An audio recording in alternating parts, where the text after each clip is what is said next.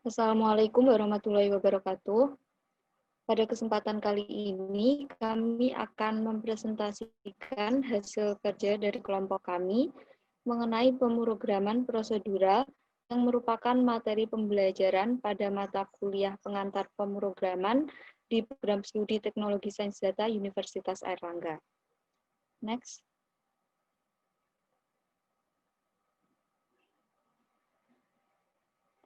Sebelumnya, perkenalkan kami dari kelompok 8 mata kuliah pengantar pemrograman kelas A. Adapun saya sendiri, Nadia Mujahidatul Farhani, kemudian Muhammad Farhan Wirakusuma, Muhammad Reza Erfid, Hafiyah Hayro Safro, Viola Rosa Indah Muya, dan Kotrotun Nida Al-Maulidiyah. Next. Dalam presentasi ini kami akan menjelaskan beberapa subjek, yaitu yang pertama, konsep pemrograman prosedural, kemudian yang kedua, perbedaan pemrograman prosedural dengan object-oriented programming, yang ketiga, operator-operator pada Python, yang keempat, tipe data dasar pada Python, yang kelima, perintah input dan print pada Python, dan yang terakhir, menjawab soal yang diberikan. Baik, selanjutnya akan dijelaskan konsep pemrograman prosedural oleh Viola.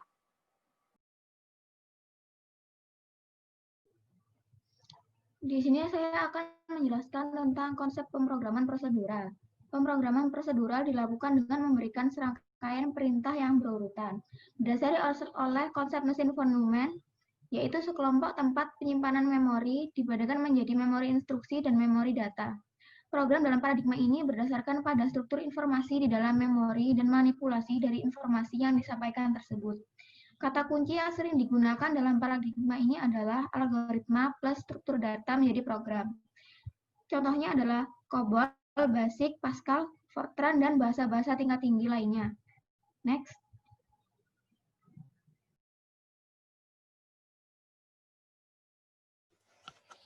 Terima kasih atas waktunya. Saya akan menjelaskan tentang perbedaan antara pemrograman berorientasikan objek dengan pemrograman prosedural. Untuk pengertian dasarnya, OOP atau Object Oriented Programming merupakan metode pemrograman yang berorientasikan pada objek yang dibagi menjadi kelas-kelas. Sedangkan pemrograman prosedural, yaitu programming merupakan metode pemrograman yang memiliki prosedur tahapan atau urutan. Perinciannya, yaitu OOP memiliki pendekatan bottom-up, yaitu programmer membuat fungsi-fungsinya terlebih dahulu yang nantinya dapat digunakan seperti puzzle. Sedangkan untuk pemrograman prosedural, dalam metode ini suatu perintah dilakukan secara berurutan, urut dari atas ke bawah yang didasari oleh konsep mesin von Neumann, yaitu store program concept. Selanjutnya, metode untuk OOP biasanya digunakan pada program yang memiliki line lebih dari 100 atau rumit, karena setiap objeknya dapat bekerja secara independen. Untuk prosedural, metode ini biasanya digunakan untuk program yang sederhana, karena masih mudah dan tidak banyak melakukan perubahan yang berarti. Next. Baik, selanjutnya saya akan menjelaskan operator-operator dalam Python. Operator sendiri merupakan simbol-simbol yang digunakan untuk melakukan suatu operasi tertentu. Nah, dalam Python sendiri terdapat 5 operator, yaitu yang pertama operator penugasan, kemudian yang kedua operator aritmatika, kemudian yang ketiga operator pembanding atau operator relasi, yang keempat operator logika, dan yang kelima operator bitwise. Next. Baik, yang pertama operator penugasan. Operator penugasan ini berfungsi untuk memberikan tugas pada suatu variabel. Untuk simbol yang digunakan, operator penugasan ini menggunakan simbol sama dengan. Selanjutnya, operator aritmatika. Operator aritmatika ini merupakan salah satu operator yang paling sering digunakan dalam pemrograman. Untuk fungsinya sendiri, operator aritmatika ini digunakan untuk operasi aritmatik pada variabel numerik. Untuk simbol yang digunakan, operator penjumlahan menggunakan simbol plus, operator pengurangan menggunakan simbol minus, operator perkalian menggunakan simbol asterisk, kemudian operator pembagian menggunakan simbol garis miring, Lalu operator sisa bagi menggunakan simbol persen, dan operator pemangkatan menggunakan dua simbol asterisk. Selanjutnya operator pembanding. Operator pembanding atau operator relasi ini digunakan untuk membandingkan dua buah nilai. Operator ini sering digunakan untuk membuat sebuah logika atau kondisi. Untuk hasilnya, operasi menggunakan operator pembanding ini berupa boolean yang hanya terdapat dua nilai, yaitu benar dan salah. Untuk simbol yang digunakan, operator lebih besar menggunakan simbol lebih dari, kemudian operator lebih kecil menggunakan simbol lebih kecil dari, operator sama dengan menggunakan dua simbol sama dengan, kemudian untuk operator tidak sama dengan menggunakan simbol tanda seru dan simbol sama dengan, kemudian untuk operator lebih besar sama dengan menggunakan simbol lebih dari dan simbol sama dengan, dan operator lebih kecil sama dengan menggunakan simbol lebih kecil dan simbol sama dengan. Selanjutnya, operator logika. Operator logika ini digunakan untuk membuat operasi logika seperti logika AND, OR, dan NOT.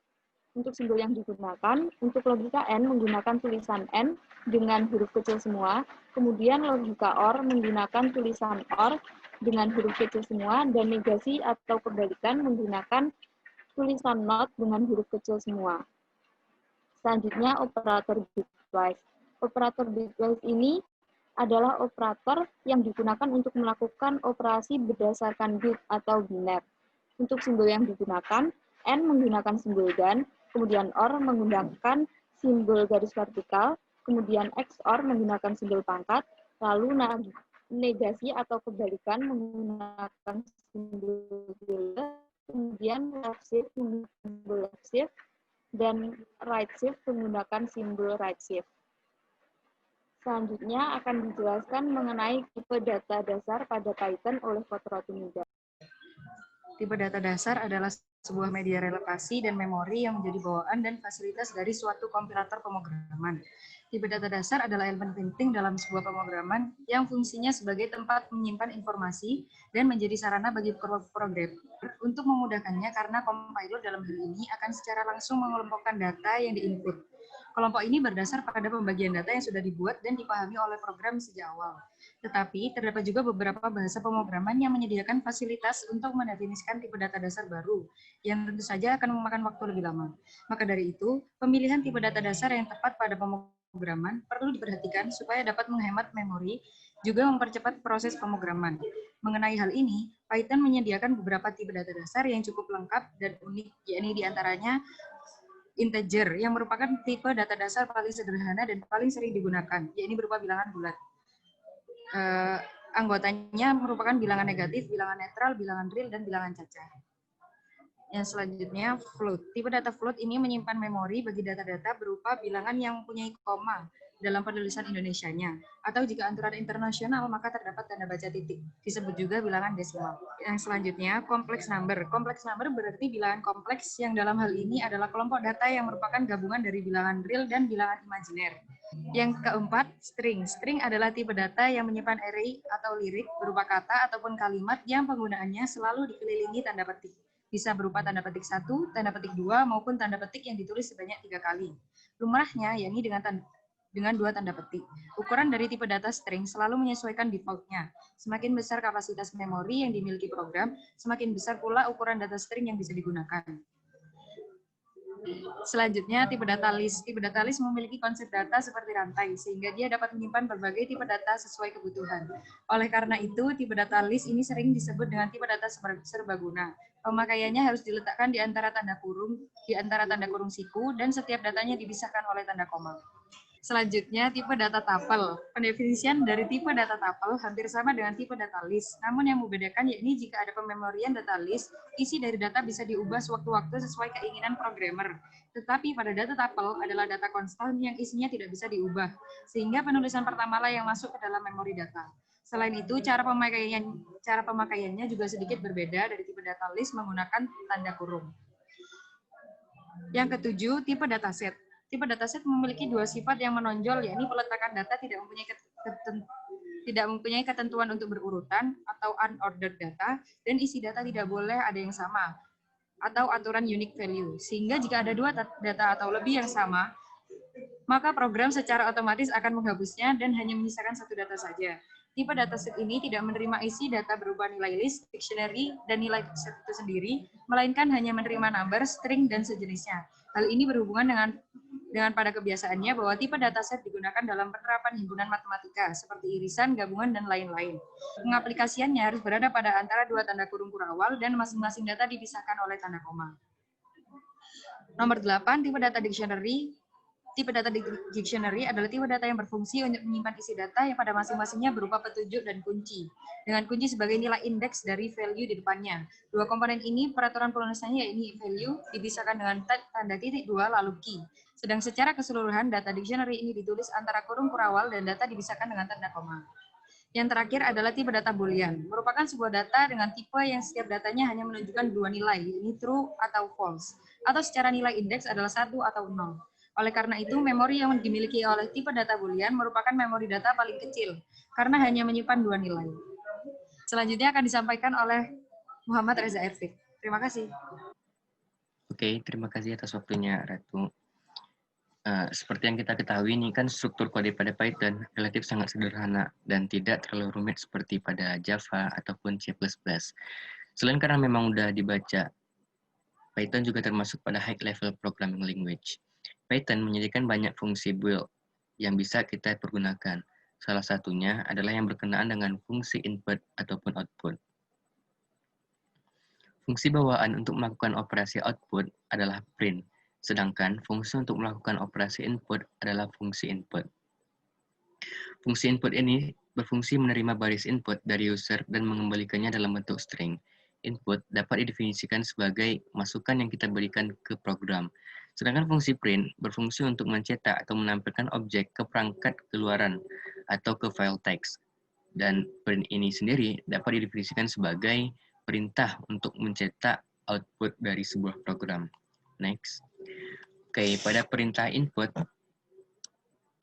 ini kan berfungsi untuk menerima baris input dari user dan memberikannya dalam bentuk string.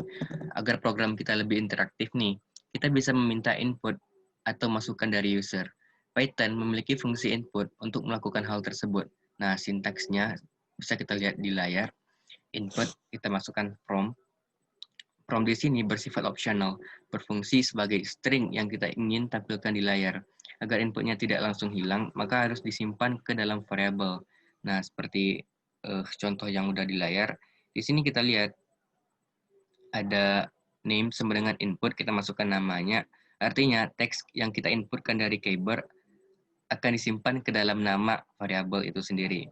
Nah, bila kita menginput bilangan, misalnya integer atau bilangan bulat, lewat fungsi input ini, maka hasil inputan tersebut adalah string dan bukan integer. Kita harus mengubahnya terlebih dahulu menjadi tipe integer menggunakan fungsi in. Begitu pula dengan tipe-tipe lainnya seperti fungsi yang sudah dijelaskan oleh Ratu sebelumnya. Dan jika kita lihat di sini, fungsi input itu sendiri hanya menerima satu buah parameter saja. Dan untuk nilai kembalikan dari fungsi input, akan membaca sebaris input umumnya via keyboard sampai dijumpai karakter new line atau kita menekan enter dan mengembalikan string dari input tersebut. Fungsi input digunakan untuk mengambil data angka, sedangkan raw input untuk mengambil teks. Sedangkan pada Python 3 cukup menggunakan fungsi input saja, karena fungsi raw input telah disederhanakan menjadi input dan fungsi raw input dihilangkan pada versi ini. Oke, next. Selanjutnya adalah operasi output menggunakan fungsi print. Seperti yang udah sering kita praktekkan, kita menggunakan fungsi print untuk menampilkan data ke perangkat keluaran standar. Nah, sintaksnya kita bisa dilihat di layar, print, terus kita masukkan parameternya. Di sini kami ambil kelompok 8 dengan menggunakan tanda kutip 2. Selain mencetak ke layar, kita juga menggunakan fungsi print untuk mencetak data ke file. Oke, next. Sedikit tambahan juga ada perintah comment di sini. Kita menggunakan perintah comment dengan menggunakan tanda pagar dan kita ketikkan komentar. Sehingga komentar yang kita ketikkan di codingan tidak akan muncul pada output. Memang terlihat sederhana jika hanya menggunakan kasus sederhana yang kita pelajari pada presentasi kali ini. Namun, Python tidak sesederhana itu. Biasanya kita juga menggunakan import library khusus jika sudah menyangkut masalah yang lebih kompleks. Dan untuk catatan, perlu kita ingat bahwa setiap print akan mencetak baris baru. Sekian.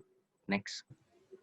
Saya akan menjawab 3 soal yang diberikan di akhir slide PPT pemrograman prosedural yang telah diberikan oleh Bu Ika.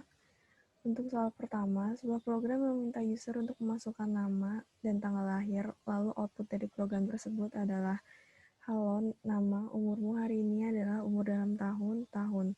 Hal pertama yang dilakukan adalah mengidentifikasi input apa saja yang dibutuhkan. Kelompok kami meminta user untuk menginput nama, tanggal lahir, bulan lahir, dan tahun sekarang. Kami memasukkan pilihan tahun sekarang agar program ini dapat digunakan secara fleksibel, tidak hanya di tahun 2020 saja. Lalu untuk prosesnya, umur yang akan muncul dalam output didapat dari tahun sekarang dikurangi tahun lahir user, dan ketika di print akan keluar sesuai output yang diminta.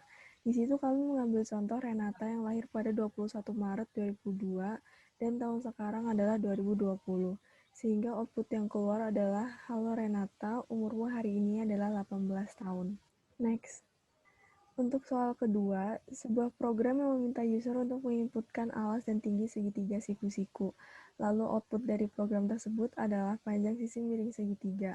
Pertama-tama, karena dalam proses mencari sisi miring menggunakan rumus Pitagoras, di mana C kuadrat sama dengan A kuadrat ditambah B kuadrat, atau C sama dengan akar kuadrat dari A kuadrat ditambah B kuadrat, proses di sini membutuhkan square root. Kita mengimport math as MP. Lalu untuk inputnya adalah nilai alas dan tinggi segitiga. Kami menggunakan float karena nilai alas dan tinggi segitiga dapat berupa pecahan. Lalu untuk prosesnya, seperti yang dikatakan tadi, menggunakan rumus Pitagoras di mana sisi miring sama dengan akar kuadrat dari alas kuadrat ditambah tinggi kuadrat. Outputnya adalah panjang sisi miring segitiga. Mengambil contoh jika alasnya 3 dan tingginya 4, maka sisi miringnya adalah 5. Next. Untuk soal ketiga, sebuah program yang meminta user untuk memasukkan harga barang, lalu output dari program tersebut adalah harga akhir barang yang telah dipotong diskon 30%.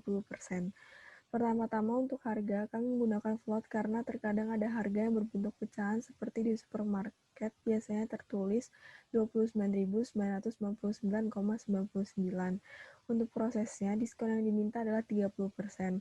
Untuk mendapatkan harga akhir barang sama dengan harga dikurangi diskon dikali harga, dan outputnya adalah harga akhir barang. Sebagai contoh, jika harga awalnya adalah 20.000, harga akhir barangnya setelah didiskon 30% menjadi 14.000. Next. Terdapat quotes dari Martin Fowler yang berbunyi, "Any fool can write code that a computer can understand. Good programmers write code that humans can understand." Di sini kami telah berusaha untuk membuat program sederhana yang dapat dipahami orang-orang. Next. Oke, di sini ada daftar pusaka yang kami gunakan untuk menyusun PowerPoint ini. Sekian presentasi dari kelompok 8 mengenai pemrograman prosedural. Mudah-mudahan apa yang kami sampaikan bisa bermanfaat untuk yang melihatnya. Sekian terima kasih. Kami sudahi dengan Assalamualaikum warahmatullahi wabarakatuh.